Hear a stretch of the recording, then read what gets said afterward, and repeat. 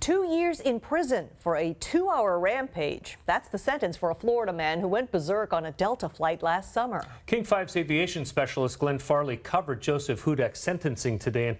And again, Glenn, I guess he could have gotten a lot more time than he got? He could have gotten a lot more time than he got. Federal prosecutors were calling for 5 years.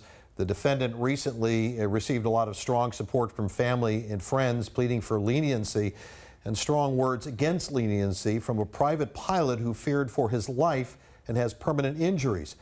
And we have to warn you, some of the pictures we're about to show you are fairly graphic. The melee on board Delta Flight 129 to Beijing forced to return to SeaTac last July 6th. Inside the forward galley, the pictures testify to what happened.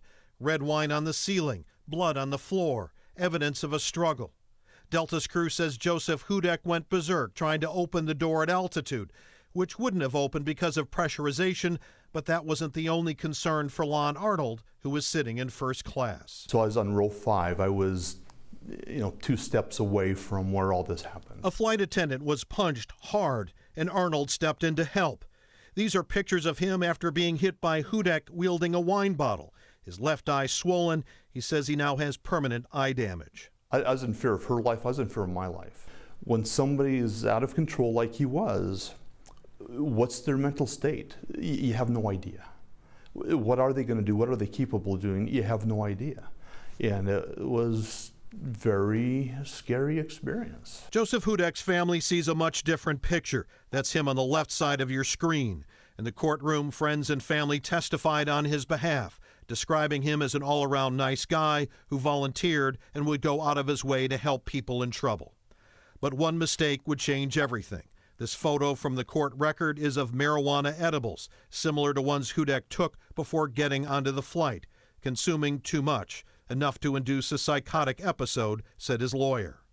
Prosecutors said Hudek made a choice, not unlike a person who drinks then drives.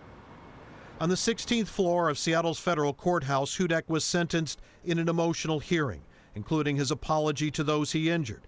"I wish I could take it back," he told Judge John Kuhnauer. "I hope they can forgive me at some point." Some 20 friends and family members came up from Florida and Texas, surrounding him as they left the courthouse. But out here, they had nothing to say. You can be a nice guy, go to the bar and have a few drinks, and drive away from that bar and kill somebody the next day. You just erased all of your nice guy status. You can never fix what you did. Now, Hudek could serve his time closer to family, a date and location to be determined. Meanwhile, he's also required to pay restitution totaling some $67,000. Boy, you weren't kidding when you said those pictures were graphic. Glenn, what about the judge? What did the judge say as the sentence was passed? So Judge John Kuhnauer said, he's been on the bench for 37 years. He says, I've sentenced somewhere between 4,000 and 5,000 people in that time. He says it's never easy, and the implication being this one was pretty hard because you heard this glowing report from his family and friends, and then clearly people who've been hurt here. So, Glenn, there was much more to this passenger story, too. Yeah, it really changed his life as well. I mean, he was going to do business in China. That didn't happen after the injuries. You saw them there. He said, I'm going to retire. He says when he reads, he gets headaches. When he stood up in front of the judge, he says, I'm standing here right now, Your Honor, with a headache. Wow.